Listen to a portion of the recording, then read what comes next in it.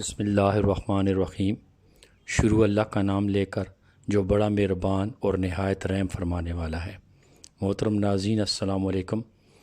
آج ہم قرآن پاک کا حضرت نوح علیہ السلام کا مشہور قصہ آپ کی خدمت میں بیان فرماتے ہیں، جس میں حضرت نوح علیہ السلام نے اپنی قوم کو اللہ تعالیٰ کا ڈر سنایا اور پیغام پہنچایا، مگر ان کی قوم نے ایک نہ سنی۔ تو پھر کس طرح اللہ تبارک و تعالیٰ نے ان پر اپنا عذاب علیم نازل فرمایا۔ تو چلیے ویڈیو کی طرف چلتے ہیں۔ قرآن پاک کی سورہ ہود میں اللہ تبارک و تعالیٰ فرماتے ہیں کہ ہم نے نوح کو ان کی قوم کی طرف بھیجا تو انہوں نے ان سے کہا کہ تم کو کھل کھل کر ڈر سنانے اور یہ پیغام پہنچانے آیا ہوں کہ خدا کے سوا کسی کی عبادت نہ کرو، مجھے تمہاری نسبت عذاب علیم کا خوف ہے۔ تو ان کی قوم کے سردار جو کافر تھے کہنے لگے کہ ہم تم کو اپنے ہی جیسا ایک بشر دیکھتے ہیں، اور یہ بھی دیکھتے ہیں کہ تمہارے پیرو وہی لوگ ہوئے جو ہم میں ادنا درجے کے ہیں، اور ہم تم میں اپنے اوپر کسی طرح کی فضیلت نہیں دیکھتے بلکہ تمہیں جھوٹا خیال کرتے ہیں۔ انہوں نے کہا کہ اے قوم دیکھو تو اگر میں اپنے پروردگار کی طرف سے دلیل روشن رکھتا ہوں اور اس نے مجھے اپنے ہاں سے رحمت بخشی ہو جس کی حقیقت تم سے پوشیدہ رکھی گئی ہے، تو کیا ہم اس کے لیے تمہیں مجبور کر سکتے ہیں اور تم ہو کہ اس سے ناخوش ہو رہے ہو؟ اے قوم، میں اس نصیحت کے بدلے تم سے مال و زر کا خواہاں نہیں ہوں، میرا صلہ تو خدا کے ذمہ ہے،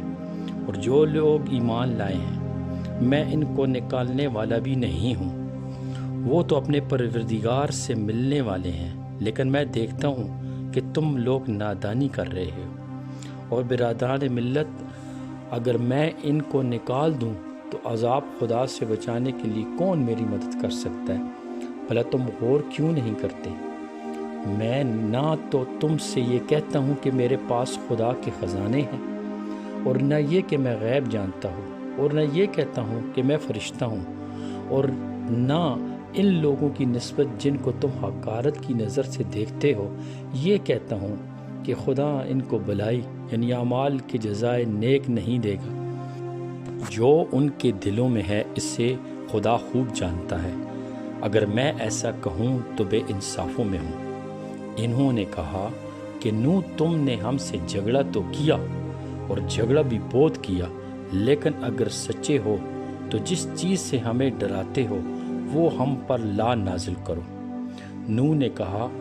کہ اس کو تو خدا ہی چاہے گا تو نازل کرے گا، اور تم اس کو کسی طرح ہرا نہیں سکتے، اور اگر میں یہ چاہوں کہ تمہاری خیر خواہی کروں اور خدا یہ چاہے کہ تمہیں گمراہ رکھے تو میری خیر خواہی تم کو کچھ فائدہ نہیں دے سکتی۔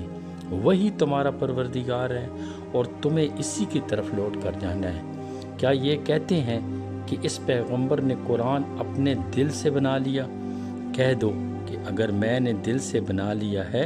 تو میرے گناہ کا وبال مجھ پر، اور جو گناہ تم کرتے ہو اس سے میں بری الذمہ ہوں۔ اور نوح کی طرف وحی کی گئی کہ تمہاری قوم میں جو لوگ ایمان لا چکے ان کے سوا اور کوئی ایمان نہیں لائے گا، تو جو کام یہ کر رہے ہیں ان کی وجہ سے غم نہ کھاؤ،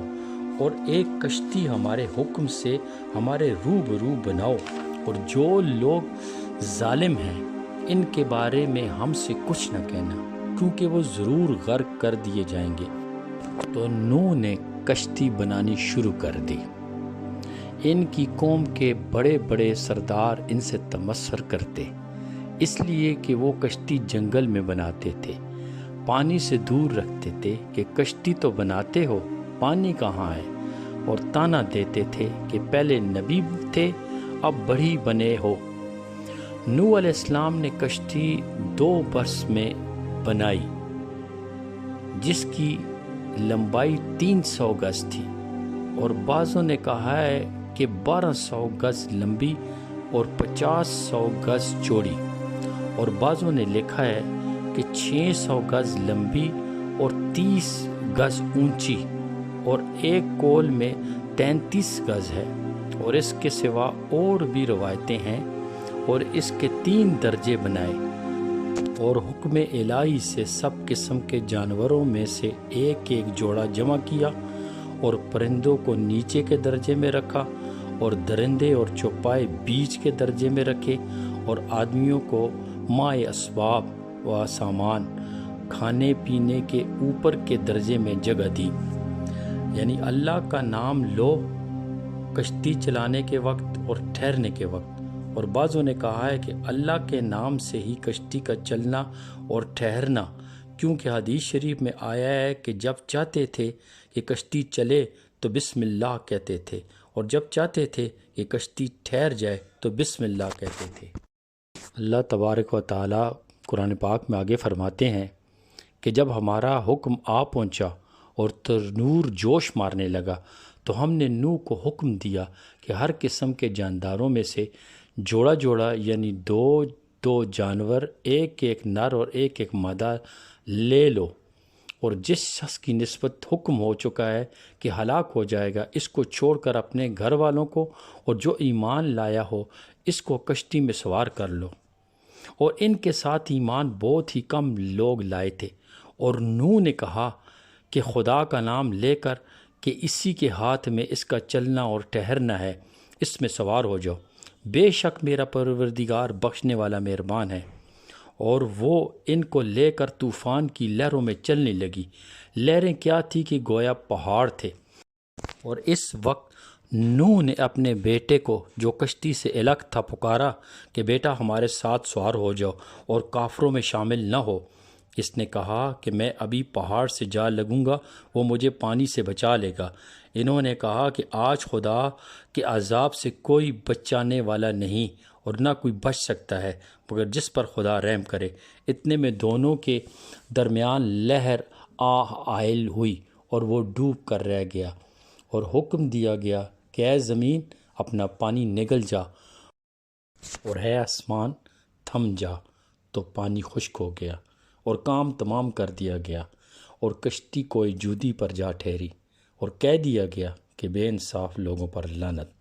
اور نوح نے اپنے پروردگار کو پکارا اور کہا کہ پروردگار میرا بیٹا بھی میرے گھر والوں میں ہے، تو اس کو بھی نجات دے، اور تیرا وعدہ سچا ہے اور تو سب سے بہتر حاکم ہے۔ خدا نے فرمایا کہ نوح وہ تیرے گھر والوں میں نہیں ہے، وہ تو ناشائستہ افعال ہے، تو جس چیز کی تم کو حقیقت معلوم نہیں اس کے بارے میں مجھ سے سوال ہی نہ کرو، اور میں تم کو نصیحت کرتا ہوں کہ نادان نہ بنو۔ نوح نے کہا پروردگار میں تجھ سے پناہ مانگتا ہوں کہ ایسی چیز کا تجھ سے سوال کروں جس کی حقیقت مجھے علم نہیں، اور اگر تو مجھے نہیں بخشے گا اور مجھ پر رحم نہیں کرے گا تو میں تباہ ہو جاؤں گا۔ حکم ہوا کہ نوح ہماری طرف سے سلامتی اور برکتوں کے ساتھ جو تم اور تمہارے ساتھ کی جماعتوں پر نازل کی گئی ہیں اتر آؤ، اور کچھ اور جماعتیں ہوں گی جن کو ہم دنیا کے فوائد سے محفوظ کریں گے، پھر ان کو ہماری طرف سے عذاب علیم پہنچے گا۔ یہ حالات منجملہ غیب کی خبروں کے ہیں جو ہم تمہاری طرف بھیجتے ہیں۔ اس سے پہلے نہ تم ہی ان کو جانتے تھے اور نہ تمہاری قوم ہی ان سے واقف تھی۔ تم صبر کرو کہ انجام پرہیزگاروں کا ہی بھلا ہے۔